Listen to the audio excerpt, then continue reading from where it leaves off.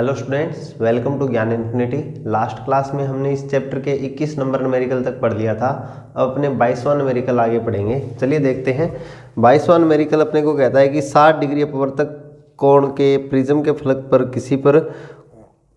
किस कोण पर प्रकाश किरण को आंतरिक करवाया जाए कि दूसरे से पूर्णांतरिक परावर्तन हो। 22वां नंबर न्यूमेरिकल है। डायग्राम बना देता हूं मैं इसमें।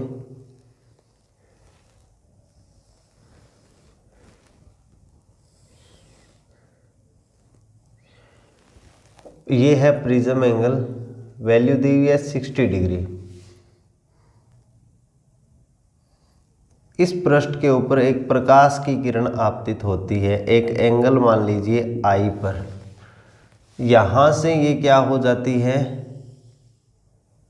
ऐसे मुड़ जाती है। ये एंगल हो गया are.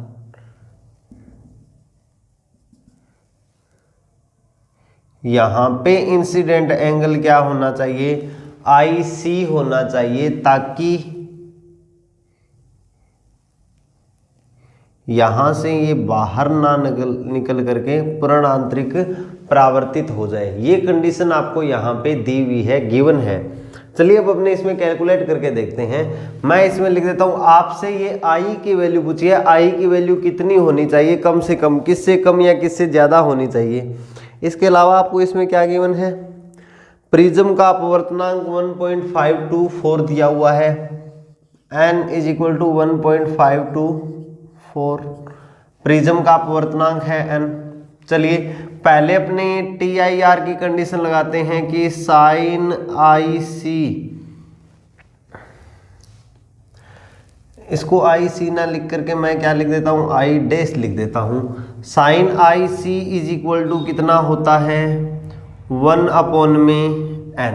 Sign IC is equal to कितना होता है, 1/n। यहां से आप IC की वैल्यू निकालोगे तो आपके पास आएगी साइन इनवर्स 1/1.524।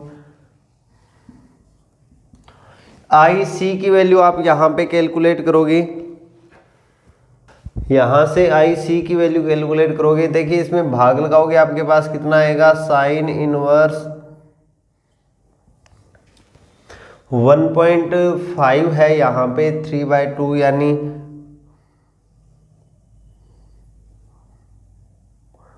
0.65 के लगभग आएगा। यहां से आप कैलकुलेट करोगे IC की वैल्यू कितनी आ जाएगी, IC की वैल्यू आ जाएगी लगभग 40 डिग्री। अप्रोक्सीमेट लिख देता हूं। अब अपने लिखते हैं 4TIR।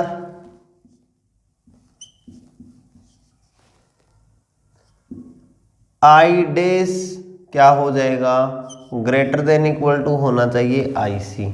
अब ये I डैश है तो ये हो जाएगा 90 माइनस में I डैश। इस ट्रायंगल में इसकी वैल्यू निकालें तो इसकी वैल्यू क्या आ जाएगी, विच इम्प्लाइज दैट, इसको मैं x मान लेता हूं, x plus 60 degree plus 90 minus में I dash is equal to 180, which implies that x is equal to आ जाएगा मेरे पास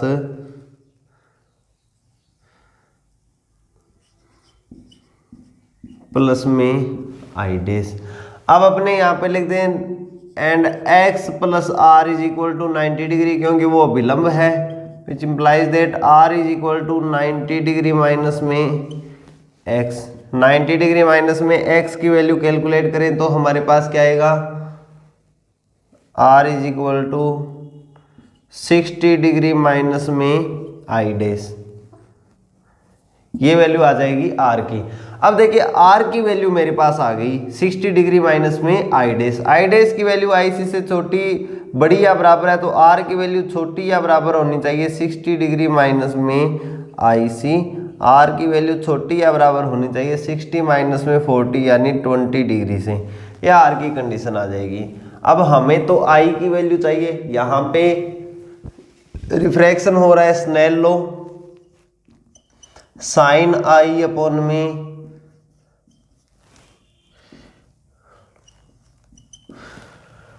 n21 sine i is equal to मेरे पास क्या आ जाएगा, sine i is equal to n21 की value 1.524 multiply with sine r. R की वैल्यू इससे छोटी या बराबर होगी तो साइन आई आर की वैल्यू भी साइन 20 से छोटी या बराबर होगी। साइन आई सी की वैल्यू छोटी या बराबर होनी चाहिए साइन आई की वैल्यू छोटी या बराबर होनी चाहिए 1.524 मल्टीप्लाई विद साइन 20 डिग्री। आई की वैल्यू छोटी या बराबर होनी चाहिए साइन इनवर्स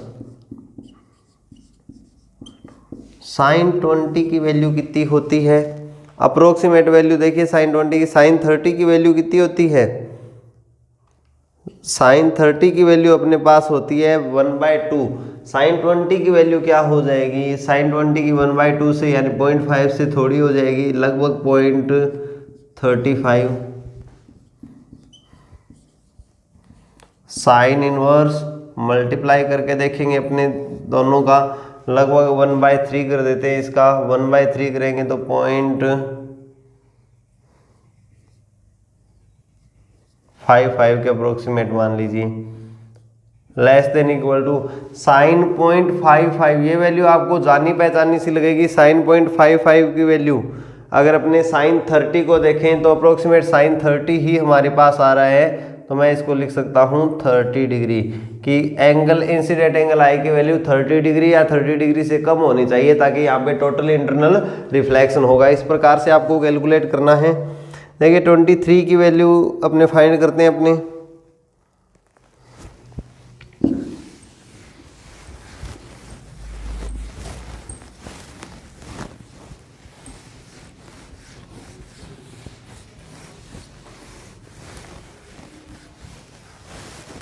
ये 22 का सॉल्यूशन था। अब अपने 23 को देखते हैं। 23 नंबर अपने देखते हैं। 23 में अपने को दिया हुआ है कोई कार्ड शीट 1 mm² साइज के वर्गों में विभाजित किया गया है, 9 सेमी की दूरी पर रखकर आवर्धक लेंस से नेत्र के नज़दीक रख के देखा जाता है। आवर्धन तथा आभासी प्रतिबिंब में प्रत्येक वर्ग का क्षेत्रफल क्या है। पहली चीज तो यहाँ पे 9 सेंटीमीटर की जगह भाई 10 सेंटीमीटर आपको काम में लेना है। u की वैल्यू देखिए कितनी दी हुई है 23 में, u is equal to -9 centimetre. f की वैल्यू आप देखोगे आपको 10 सेंटीमीटर दी हुई होनी चाहिए, अदरवाइज आप कैलकुलेट ही नहीं कर पाओगे। ओके, कार्ड सीट है जिसको 1 mm² के वर्गों में विभाजित किया गया है। Area of seat 1 mm²।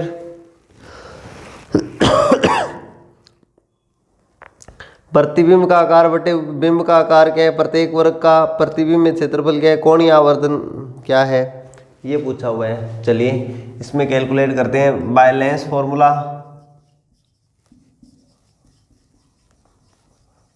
Lens formula क्या कहता है, 1/v minus 1/u is equal to 1/में f, which implies that v is equal to f u upon में f प्लस में u। वैल्यू पुट करते हैं, 10 इंटू में माइनस का 9 अपॉन में 10 माइनस में 9। कैलकुलेट करेंगे, हमारे पास देखिए वैल्यू कितनी आएगी 90/1। v की वैल्यू आ जाएगी माइनस का 90 सेंटीमीटर। मैग्निफिकेशन m को देखें, m की वैल्यू क्या होती है v अपॉन में u। m is equal to कितना आएगा -90 अपॉन में माइनस का 9, m इज इक्वल टू आ जाएगा 10। इस प्रकार से आप फर्स्ट क्वेश्चन का आंसर बताओगे। इसमें मैग्निफिकेशन कितना हो जाएगा, तो मैग्निफिकेशन का इसमें आंसर आ जाएगा 10।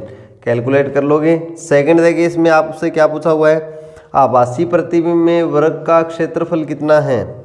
वर्ग के क्षेत्रफल के लिए आपको क्या करना पड़ेगा, क्षेत्रफल या आवर्धन ज्ञात करना पड़ेगा। आपने अभी तक जो आवर्धन निकाला है वो लीनियर मैग्निफिकेशन है, रेखीय आवर्धन की वैल्यू है। रेखीय आवर्धन आपके पास आएगा इसमें 10। इसको मैं ML लिख देता हूं, लीनियर मैग्निफिकेशन है। एरियल मैग्निफिकेशन की बात करें, MA is equal to ML का स्क्वायर होता है, यानी 10 का स्क्वायर 100 आ जाएगा। MA मैग्निफिकेशन होता क्या है, ये बराबर होता है इमेज का एरिया A डेस अपॉन में ऑब्जेक्ट का एरिया A। इसका आंसर कितना है 100, तो A डेस की वैल्यू क्या आएगी, A इंटू में 100।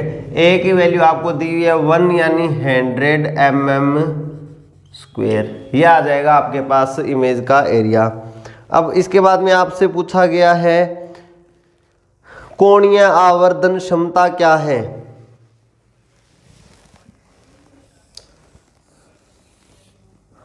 आवर्धन क्षमता अगर आपको निकालनी हो तो आप देखिएगा इसमें लेंस कौन सा है, लेंस जिस टाइप का लगा होगा उस लेंस के हिसाब से आप आवर्धन क्षमता निकाल सकते हो। और आवर्धन क्षमता सिंगल लेंस है तो जो सरल सूक्ष्मदर्शी की आवर्धन क्षमता होगी वो फॉर्मूला लगेगा, magnification power M is equal to क्या हो जाएगा, D अपॉन में F। M is equal to D की वैल्यू होती है 25, फोकल लेंथ यहाँ पे कितनी दी हुई है, सॉरी F नहीं, D अपॉन में U काम में लेना पड़ेगा। U की वैल्यू कितनी दी हुई है 9 दी हुई है। M की वैल्यू कितनी आ जाएगी 9 2 18, 18 और 7 70 8 72, 2.8 आ जाएगा, ये आ जाएगा कोणीय आवर्धन क्षमता। इसके बाद में आपको यहाँ पे तीसरा क्या पूछा हुआ है, आवर्धन क्षमता A और B का आवर्धन क्या बराबर है, नहीं, ये तो आपके पास होता है आवर्धन, इसको तो आप बोलते हो आवर्धन या मैग्निफिकेशन, और इसको बोलते हो आवर्धन क्षमता। ये आवर्धन क्षमता को प्रदर्शित करता है और वो आवर्धन को प्रदर्शित करता है। बराबर हो भी सकता है और ना भी हो, जरूरी नहीं होता ये कि हमेशा बराबर हो। चलिए इसमें 9.24 नंबर न्यूमेरिकल में देखिए कि लेंस को चित्र से कितनी दूरी पर रखा जाए ताकि वर्गों को अधिकतम संभव आवर्धन क्षमता के साथ सुस्पष्ट देखा जा सके। लेंस को चित्र से कितनी दूरी पर रखा जाए कि वर्गों को अधिकतम संभव आवर्धन क्षमता के साथ सुस्पष्ट देखा जा सके। चलिए एक बार मैं इसको यहां से रफ कर रहा हूं।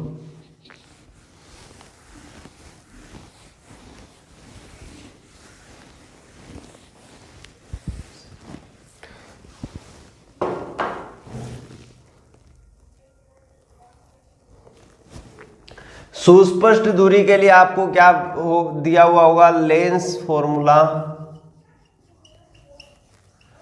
लेंस फॉर्मूला क्या कहता है, 1/v minus 1/u is equal to 1/f। आपसे u की वैल्यू पूछी है, 1/u is equal to 1/v minus 1/f। u is equal to आ जाएगा vf अपॉन में f माइनस में v, ये आ जाएगा u की वैल्यू। अब आपको इसमें क्या दिया है, इसमें सुस्पष्ट दूरी के लिए u की वैल्यू नहीं दी लेकिन v की वैल्यू दे दी। अधिकतम आवर्धन क्षमता और सुस्पष्ट दूरी यानी 25 सेंटीमीटर। वैल्यू पुट कीजिए, 25 इंटू एफ की वैल्यू 10 डिवाइड विद माइनस का 35।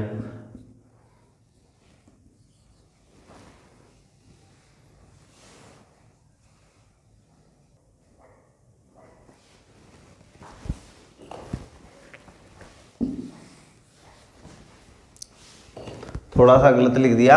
v की वैल्यू देखिए कितनी है, माइनस का 25, f की वैल्यू है 10, 10 और 35 कैलकुलेट करोगे, u इज इक्वल टू आपके पास आएगा माइनस का 50/7। सॉल्व करोगे आप तो u की वैल्यू कितनी आएगी, u इज इक्वल टू आ जाएगा माइनस का 7.1 सेंटीमीटर। मैग्निफिकेशन मैक्सिमम कब होगा, जब u की वैल्यू 7.1 होगी। जब u की वैल्यू 7.1 होगी तब आपके पास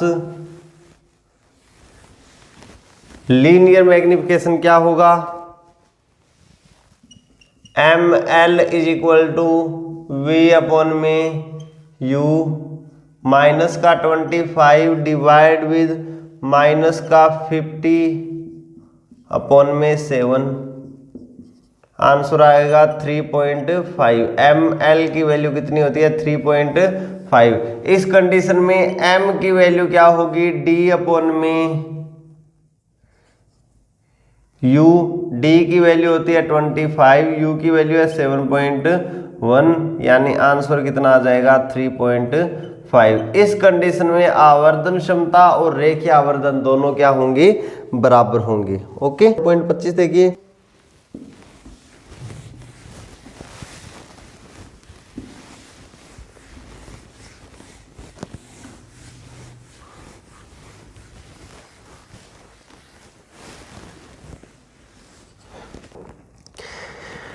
वस्तु तथा आवर्धक लेंस के बीच की दूरी कितनी होनी चाहिए कि आभासी प्रतिबिंब प्रत्येक वर्ग 6.25 mm² क्षेत्रफल का प्रतीत होता हो।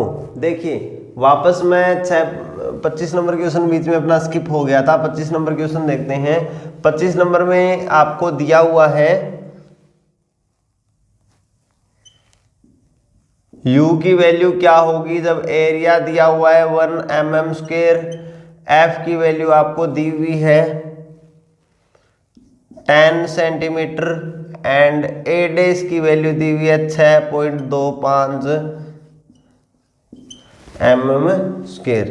एरिया कितना दिया हुआ है फाइनल एरिया, ए डैश की वैल्यू 6.25। तो आपको u की वैल्यू फाइंड करनी है। देखिए एम ए एरियल मैग्निफिकेशन बराबर होता है ए डैश अपॉन में ए। कैलकुलेट करोगे 6.25 अपॉन में 1, एम ए की वैल्यू आ जाएगी 6.25। ये बराबर होता है एम एल के स्क्वायर के, which implies that m l की वैल्यू कितनी आ जाएगी, एम एल की वैल्यू आ जाएगी 2.5। सबसे पहले आप लीनियर मैग्निफिकेशन इसमें फाइंड करोगे।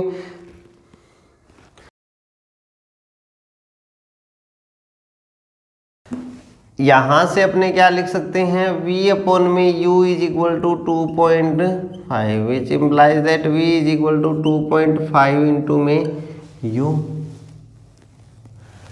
1 अपॉन में v माइनस 1 अपॉन में u is equal to 1 upon में f। 1 अपॉन में 2.5u,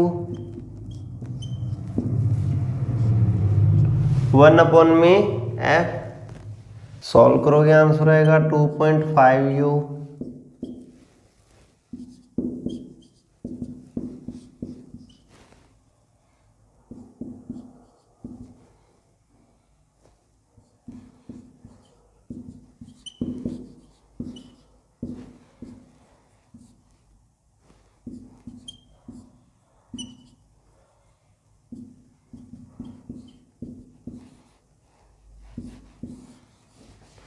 u की वैल्यू कितनी आ जाएगी -6 सेंटीमीटर। u की वैल्यू -6 है तो v की वैल्यू आ जाएगी 2.5 इंटू में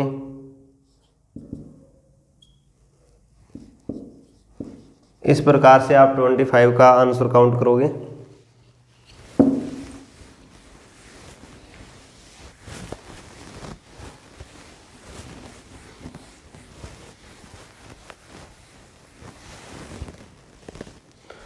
छब्बीसवां देखिए इसके बाद में, किसी वस्तु द्वारा नेत्र पर अंतरित कोण आवर्धक लेंस द्वारा उत्पन्न आभासी प्रतिबिंब नेत्र पर अंतरित कोण के बराबर होता है, या फिर ये किन अर्थों में आवर्धक लेंस कोण या आवर्धन प्रदान करता है, ये चीज पूछी हुई है। चलिए अब इसमें अपने देखते हैं कि एक पहला क्वेश्चन दिया 26 में कि एक आवर्तक लेंस हमारे पास है, उसमें हमें क्या बताया गया कि एक ऑब्जेक्ट, पहले तो एक ऑब्जेक्ट को मैं सीधी आंखों से 25 सेंटीमीटर की दूरी पर देखूं, दूसरा यहाँ पे एक मैं बीच में आवर्तक लेंस लगा दूं और उसकी वजह से मुझे ऑब्जेक्ट 25 सेंटीमीटर की दूरी पर, इमेज 25 सेंटीमीटर की दूरी पर दिखे, तो वो इमेज बड़ी क्यों होती है जबकि हम देख उसको उतनी ही डिस्टेंस पर रहे हैं। तो उसका रीजन क्या होता है कि जब एक मैग्नीफाई लेंस के अपने यूज करते हैं तो उस आवर्तक लेंस के अंदर जो हमारा ऑब्जेक्ट होता है, वो 25 सेंटीमीटर से पास पड़ा होता है, उसको बड़ा करके हमें प्रतिबिंब दिखाया जाता है, आभासी प्रतिबिंब दिखाया जाता है, इसलिए वो वहां पे मैग्नीफाई हो जाता है, बड़ा हो जाता है। दूसरा क्वेश्चन इसमें देखिए, किसी आवर्धक लेंस से देखते समय प्रेक्षक अपने नेत्र के लेंस से अत्यधिक हटाकर रखता है, नेत्र को लेंस से पीछे ले जाए तो कोणीय आवर्धन क्या परिवर्तित हो जाएगा? जी हाँ, क्योंकि वहां पे जैसे जैसे अपने लेंस से दूर जाते जाएंगे, आंखों को दूर लेके जाएंगे, वैसे वैसे जो इमेज का एंगल होगा, इमेज जो एंगल बना रही है हमारी आंखों पे, कोणीय आवर्धन क्षमता घटती जाएगी। कोणीय आवर्धन क्षमता, आंख और प्रतिबिंब के बीच की दूरी बढ़ती जाएगी, वहां पे कोणीय आवर्धन क्षमता घटती जाएगी, जिसकी वजह से हमारे पास वहां पे क्या होगा, मैग्निफिकेशन घटता जाएगा। सी में दिया, किसी सरल सूक्ष्मदर्शी की आवर्धन क्षमता उसकी फोकस दूरी के व्युत्क्रमानुपाती होती है। अधिकाधिक आवर्धन क्षमता प्राप्त करने के लिए कम से कम फोकस दूरी के उत्तल लेंस का उपयोग करने से कौन रोकता है? जितनी कम फोकल लेंथ अपने को बनानी हो, उतनी उसकी रेडियस ऑफ कर्वेचर अपने को क्या करनी पड़ेगी, ज्यादा करनी पड़ेगी लेंस की, जिसके कारण लेंस क्या होता जाता है, मोटा होता जाता है। और एक मोटा लेंस होता है उसमें अपवर्तन 2 बार होता है। एक पतले लेंस की बात करें तो उसमें अपवर्तन 1 बार ही होता है, लेकिन मोटे लेंस के अंदर लेंस की मोटाई के कारण अपवर्तन 1 बार यहां से होगा और दूसरी बार यहां से होगा, जिसके कारण दूसरी चीज क्या होती है, किसी भी लेंस में अगर अपने अपवर्तन की बात करें तो उस लेंस का अपवर्तनांक आपतित प्रकाश की आवृत्ति पर भी डिपेंड करता है, जिसके कारण वहां पे दोष आने लगते हैं प्रतिबिंब में, गोलीय दोष और वर्ण विपतन, वर्ण दोष पाया जाता है, अलग अलग रंग अलग अलग जगह पर अपने को दिखाई देते हैं। इसके कारण हम ज्यादा मोटा लेंस सूक्ष्मदर्शी के अंदर यूज नहीं कर सकते, इसलिए सरल सूक्ष्मदर्शी के स्थान पर संयुक्त सूक्ष्मदर्शी का उपयोग किया जाता है। डी देखिए, किसी संयुक्त सूक्ष्मदर्शी के अभिदर्शक लेंस और नेत्रिका लेंस दोनों की फोकस दूरी कम क्यों होनी चाहिए? तो हमें पता है सूक्ष्मदर्शी की magnification power m is equal to होती है -VO अपॉन में UO।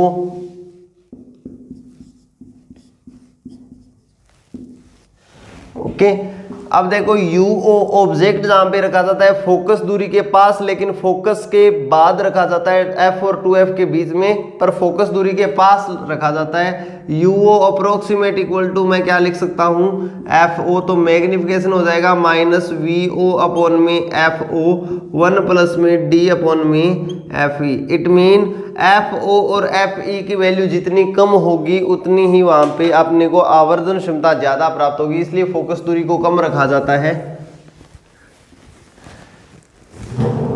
ई पार्ट अपने देखते हैं, संयुक्त सूक्ष्मदर्शी द्वारा देखते समय सर्वोत्तम दर्शन के लिए हमारे नेत्र नेत्रिका पर स्थित न होकर उससे कुछ दूरी होनी चाहिए। क्यों? अल्प दूरी कितनी होनी चाहिए? जब अपने नेत्रिका के बहुत ज्यादा पास से देखते हैं किसी भी लेंस को, बहुत ज्यादा पास से देखते हैं किसी लेंस को, तो मान लीजिए इतना बड़ा लेंस है, अब मैं आंख को एकदम पास लेके आऊंगा तो मैं केवल इतना सा एरिया उसमें कवर करूंगा, लेकिन जैसे जैसे मैं दूर लेके जाऊंगा तो मैं ज्यादा एरिया कवर करूंगा, जिसकी वजह से हम ये बोल सकते हैं कि जितना भी प्रकाश उस नेत्रिका में से आ रहा है, अगर आंख को लेंस से चिपका के रखेंगे अपनी, तो वो सारा का सारा प्रकाश हम कलेक्ट नहीं कर पाएंगे, तो इमेज जो होगी उसकी इंटेंसिटी कम हो जाएगी, उसको मतलब उतना क्लियरली नहीं देख पाएंगे। इतना ज्यादा दूर होना चाहिए जिसकी वजह से हम सारी की सारी लाइट को वहां पे कवर कर सकें और जिसकी वजह से हमें एक अच्छा प्रतिबिंब वहां पे दिखाई दे। आपको दिया हुआ है अभिदर्शक। अगला क्वेश्चन देखते हैं 27।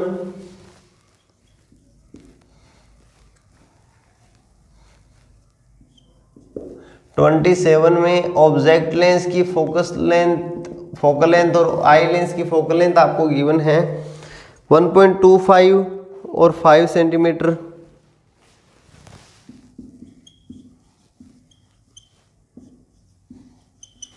ओके, वांछित कोणीय आवर्धन 30x प्राप्त होता है। सूक्ष्मदर्शी का समायोजन कैसे करोगे? मैग्निफिकेशन, फाइनल मैग्निफिकेशन m आपको क्या मिलता है? 13x मिलता है।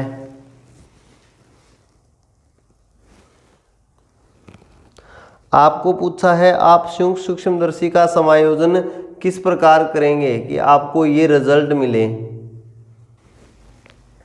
चलिए 13x के लिए मैं यहाँ पे देखता हूँ, मुझे पता है मैग्निफिकेशन m बराबर होता है MO multiply with ME।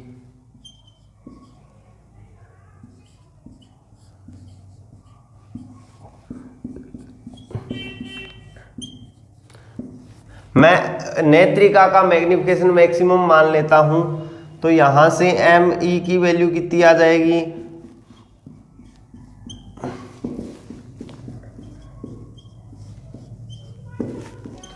ME की वैल्यू 6 आ जाएगी, तो MO की वैल्यू कितनी आ जाएगी हमारे पास, यहां से आप देखोगे तो आपके पास आ जाएगी 5।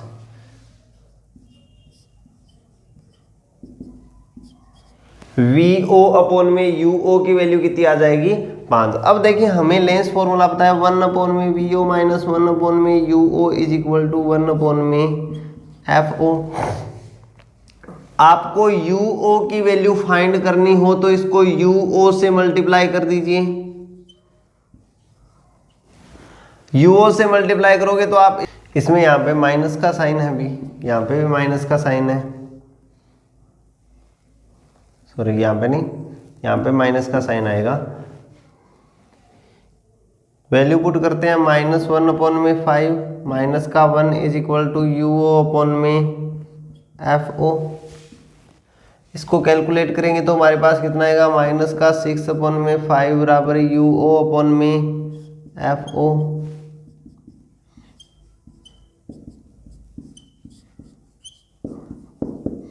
टू 5 UO की वैल्यू कितनी आ जाएगी,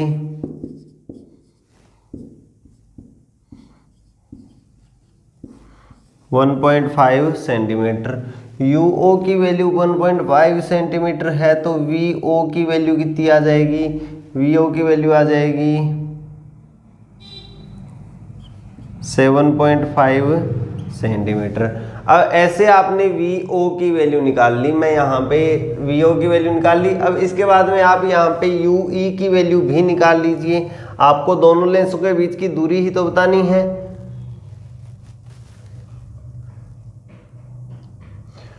UE की वैल्यू निकालेंगे तो हम लिखेंगे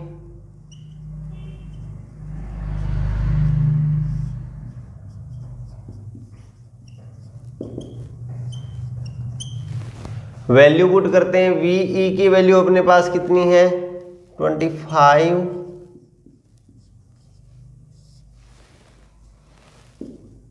अपॉन में FE की वैल्यू अपने देखेंगे 5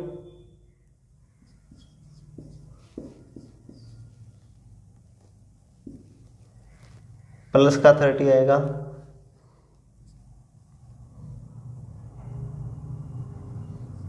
4.16 सेंटीमीटर। ये किस चीज की वैल्यू आ जाएगी, UE की। तो लेंस के लेंथ कितनी हो जाएगी दोनों के बीच की, VO प्लस में UE। आंसर आ जाएगा 7.5 प्लस में 4.16, कैलकुलेट करोगे 11.66 सेंटीमीटर। दोनों के बीच की डिस्टेंस इतनी होनी चाहिए। इस प्रकार आप इस क्वेश्चन का आंसर कैलकुलेट करोगे।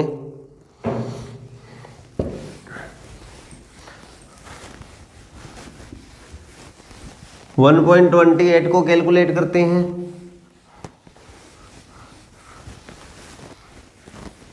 सॉरी 28 को कैलकुलेट करते हैं अपने।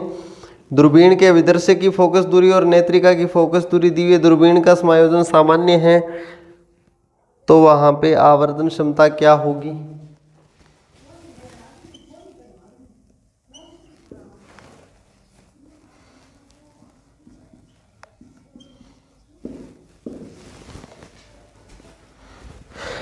FO की वैल्यू आपको दी है 140, FE की वैल्यू दी हुई है 5।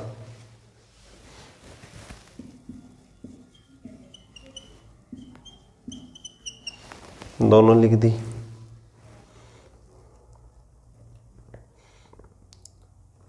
आवर्धन क्षमता क्या होगी,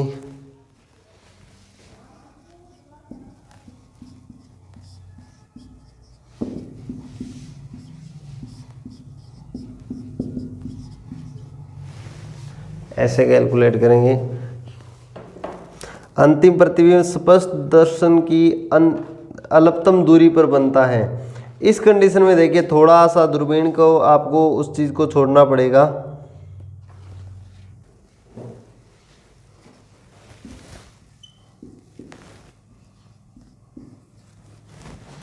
बी पार्ट में देखिए, बी पार्ट में आपको दिया हुआ है दूरबीन में स्पष्ट दर्शन की न्यूनतम दूरी पर बनता है, तब दूरबीन की आवर्धन क्षमता क्या हो जाएगी?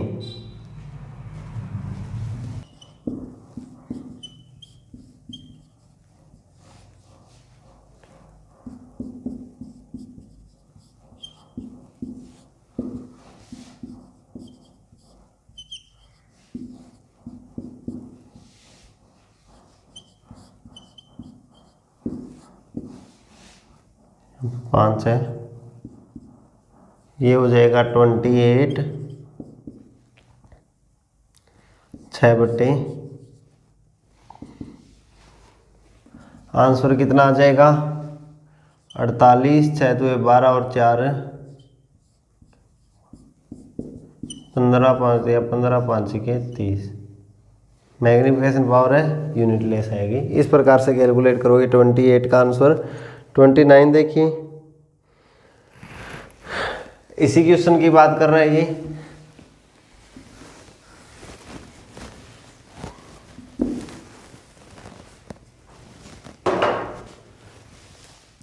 दोनों के बीच की डिस्टेंस पूछे तो L बराबर होता है FO प्लस में FE 145 सेंटीमीटर। ये ए पार्ट का आंसर आ जाएगा। बी पार्ट, अभिदर्शक द्वारा मीनार के प्रतिबिंब की ऊंचाई क्या है? ऐसे आएगा, ये हो गया अभिदर्शक।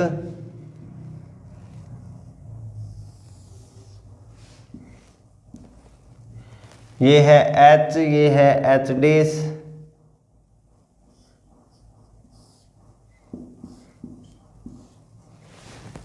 V।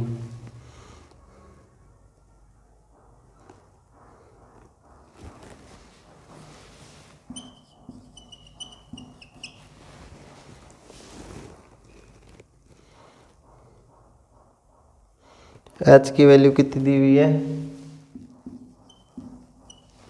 H डैश की वैल्यू आपको क्या करनी है? फाइंड करनी है। आप देखिए इसमें कैसे कैलकुलेट करोगे।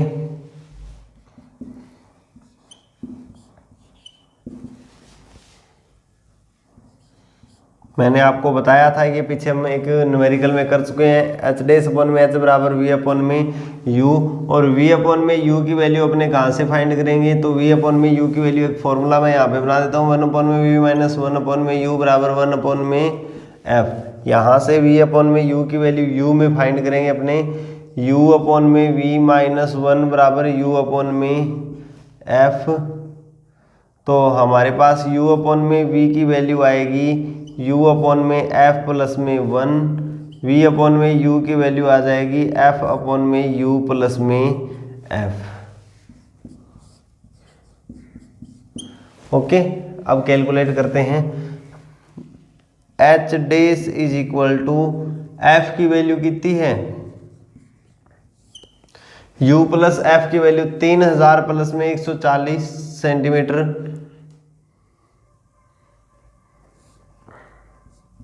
मीटर में कन्वर्ट करेंगे -2, ये अप्रोक्सीमेट 3000 ही आएगा। H की वैल्यू कितनी है? 100, 3 तिये 9, 4 तिये 12, 2 20, 6 7 सेंटीमीटर। H डैश की वैल्यू इतनी आ जाएगी। इस प्रकार से काउंट करोगे अपने इसमें। बी पार्ट का आंसर।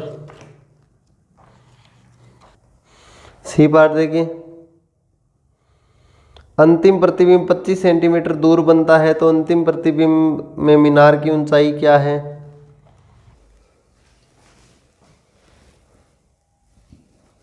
इसको रफ कर रहा हूं, सी पार्ट में यहां पे कर रहा हूं।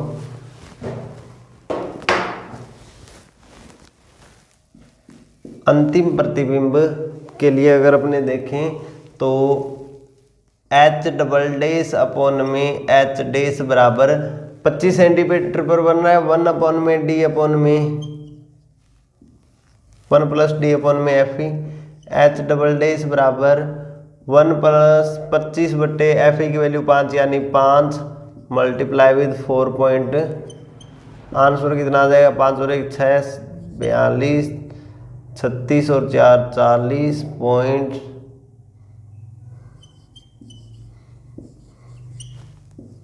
ये एच डबल डैश की वैल्यू आ जाएगी। इस प्रकार से 29 नंबर न्यूमेरिकल को सॉल्व करना है।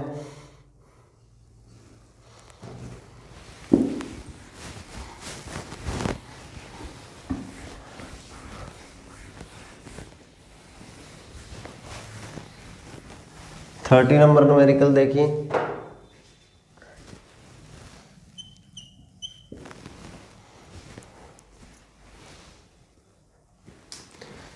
एक कैसेग्रेन माइक्रोस्कोप दिया, दूरबीन दी है टेलीस्कोप, इसमें दोनों दर्पणों के बीच की दूरी L बराबर 20 mm,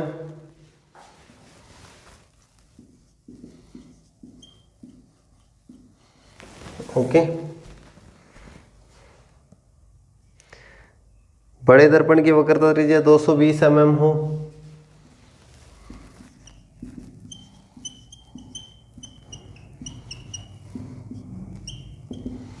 R/2 होता है 110, छोटे दर्पण की वक्रता त्रिज्या 140 mm,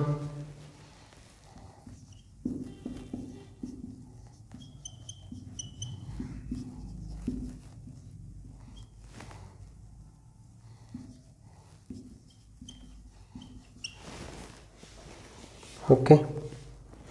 तो अनंत पर रखे किसी बिंब का अंतिम प्रतिबिंब कहाँ पर बनेगा, ये पूछा हुआ है आपसे। देखिए कैसे काउंट करेंगे। सबसे पहले अपने इसमें देखते हैं, u बराबर दिया हुआ है इनफाइनाइट, तो v बराबर आ जाएगा आपके पास f। ऑब्जेक्ट लेंस की बात कर रहे हैं तो vo की वैल्यू आ जाएगी fo 110 mm पे बनेगा, 110 mm के डिस्टेंस पर बनेगा। 110 mm FO है। ये इमेज जो बनी है, जहां पर बनी है, वो दूसरे के लिए किसका काम करेगी, ऑब्जेक्ट का काम करेगी। ये नेगेटिव होगा, ये नेगेटिव होगा तो ये नेगेटिव हो जाएगा, नेगेटिव हो जाएगा यानी अब ये हमारे लिए काम करेगी, दूसरे के लिए UE की वैल्यू देगी। UE की वैल्यू आ जाएगी 110 प्लस का 20 बराबर माइनस का 19 mm। UE की वैल्यू आ गई। अब अपने मिरर इक्वेशन लगा देते हैं, 1 अपॉन में VE प्लस में 1 अपॉन में UE is equal to 1 upon में FE। कैलकुलेट करते हैं, 1 अपॉन में VE माइनस 1 अपॉन में 90 बराबर माइनस का 1 अपॉन में 17, 1 अपॉन में v is equal to minus 1 upon में 90।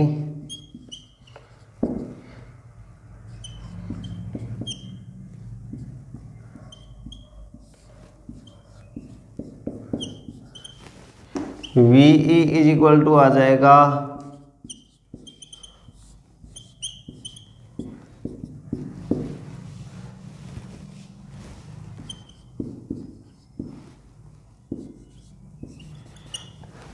इस प्रकार से 30 का आंसर कैलकुलेट करोगे।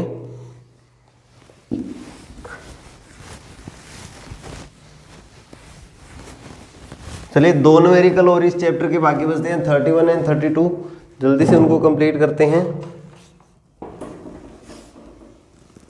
आपको एक डायग्राम दिया गया है,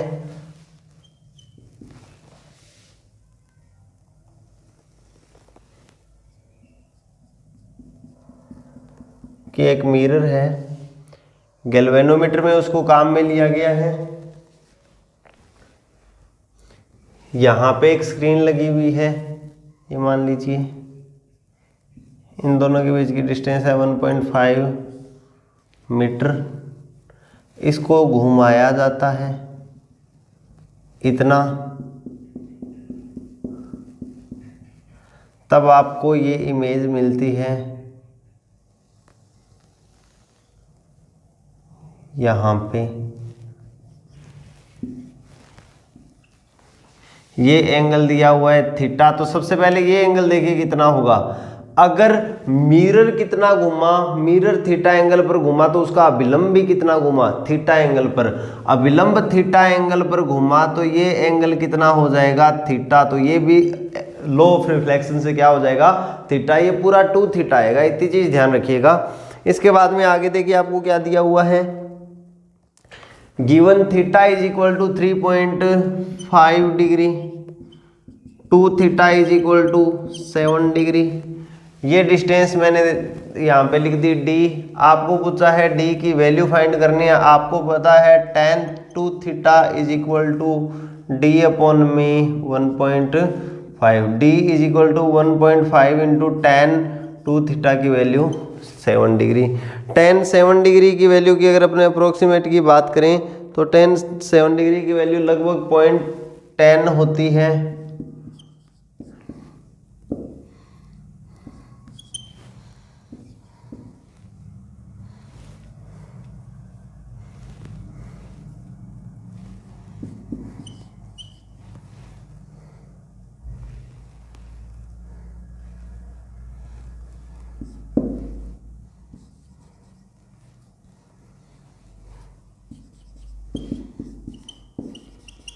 ये आ जाएगा डी का आंसर 18 सेंटीमीटर। इतना मूव कराना पड़ेगा आपको इसको।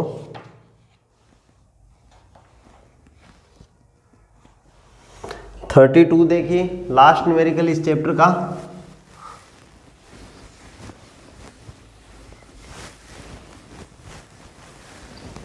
चलिए लास्ट न्यूमेरिकल मैं इसमें सॉल्व करता हूं। 32 में आपको एक बहुत अच्छा डायग्राम आपको दिया हुआ है, 45 40। चलिए सबसे पहले मैं इसका डायग्राम बना देता हूँ, थोड़ा सा लेंथी है न्यूमेरिकल वैसे।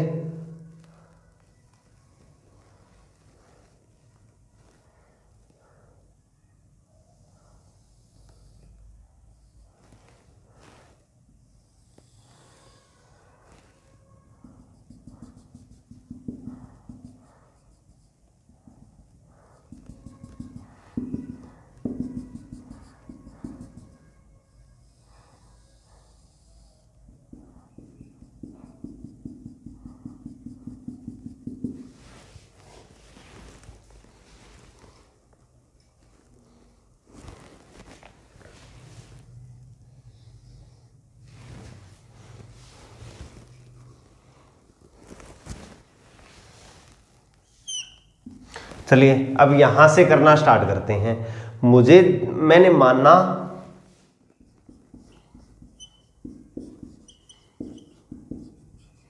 लेंस की वक्रता त्रिज्या बराबर r। ठीक है, एक साइड की r है तो r1 की वैल्यू मैंने r मानी, तो r2 की वैल्यू कितनी हो जाएगी, -r, क्योंकि लेंस देख लीजिए कैसा है, उभयोतल लेंस है। तो दूसरी हो जाएगी -r। द्रव की वक्रता त्रिज्या,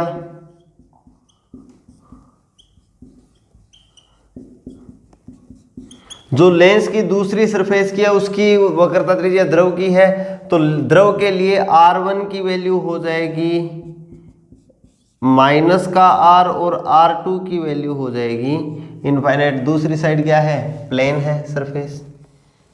इतनी चीज लिख ली। अब देखिए फर्स्ट कंडीशन मैं यहां पे लेता हूं। फर्स्ट कंडीशन, जब यहां पे द्रव ना हो, जब यहां पे द्रव ना हो तो मुझे सेम इमेज कहां पर मिलती है, इसकी सेम इमेज यहीं पर कब मिलेगी, इसकी सेम इमेज यहीं पर कब मिलेगी, जब ये डिस्टेंस कितनी हो, 30 सेंटीमीटर हो। जब ऐसा हो जाए तो आप देखिए 2f पर जो इमेज होती है वो ही 2f पर बनती है। अगर इमेज 2f पर हो तो वही कहां पर बनती है, 2f पर बनती है। बट इस कंडीशन में आप देखोगे तो इससे जो रे आती है, इंसिडेंट रे 2 बार रिफ्लेक्ट होती है। इंसिडेंट रे है वो यहां पे जाएगी,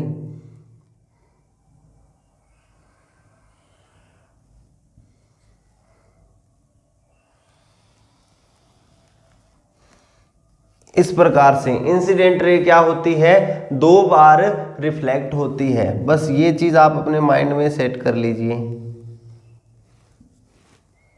मैंने बुक से नहीं देख के बनाया है, अपनी मर्जी के कोई भी दो रे मानी और दो रे से इसका एक रे डायग्राम मैंने यहाँ पे बना दिया।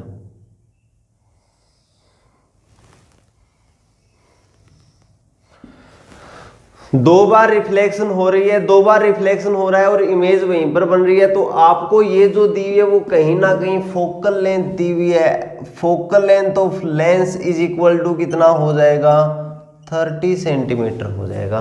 फोकल लेंथ ऑफ लेंस क्या हो जाएगा, 30 सेंटीमीटर हो जाएगा। लेंस का अपवर्तनांक कितना है, n is equal to n21 is equal to 1.5 दिया हुआ है। लेंस का अपवर्तनांक कितना है, 1.5 दिया हुआ है। तो आप लेंस मेकर सूत्र है उसको लगा दीजिए, 1/f(L) is equal to n21 minus में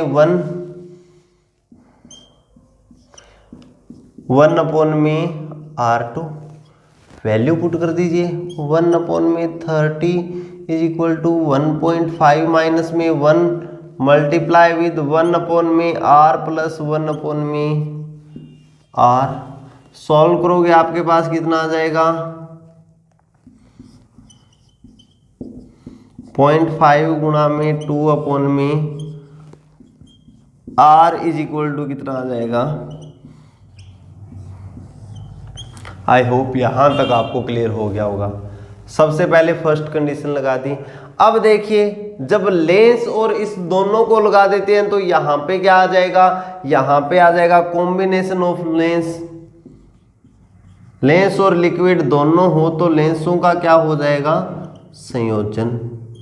लेंसों के संयोजन की तुल्य फोकस दूरी F equivalent is equal to होता है पहले लेंस की फोकस दूरी प्लस में दूसरे लेंस की फोकस दूरी।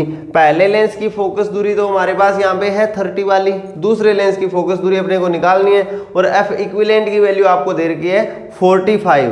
जब दोनों चीजें होती है तो ये कॉम्बिनेशन कहाँ पर बनता है, 45 पर बनता है। ठीक है, 45 पर बनता है तो इसकी वैल्यू आप 45 रख दीजिए। 1/45 इज इक्वल टू 1/30 प्लस, अब इसकी वैल्यू आप क्या रखोगे, mu minus 1/r1 minus 1/r2। Liquid की कंडीशन लगा दी, द्रव की वक्रता त्रिज्या आपने को गिवन है, द्रव की कंडीशन लगा दी, मुझे इस म्यू की वैल्यू ही तो फाइंड करनी है। इजीली कैलकुलेट हो जाएगी। कैसे कैलकुलेट हो जाएगी, 1/45 minus 1/30 is equal to mu minus में 1/r1 की वैल्यू कितनी है, माइनस 1/r माइनस 1/इनफाइनाइट। कैलकुलेट करूंगा तो मेरे पास आएगा -15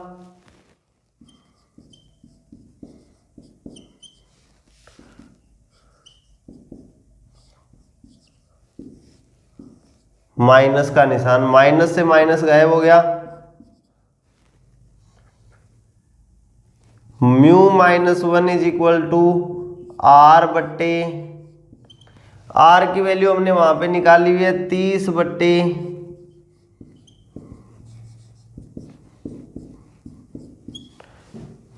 यहां से मैं क्या लिख सकता हूं, mu -1 is equal to 1/3, mu is equal to 1/3 plus 1, mu is equal to 4/3, mu is equal to आ जाएगा 1.33। द्रव का अपवर्तनांक कितना आ जाएगा, 1.33। तो इस प्रकार से आपको रे ऑप्टिक्स के सारे न्यूमेरिकल को सॉल्व करना है। रे ऑप्टिक्स के सारे न्यूमेरिकल यहाँ पे अपने कंप्लीट हो जाते हैं। कोई भी डाउट हो तो आप पूछ सकते हो।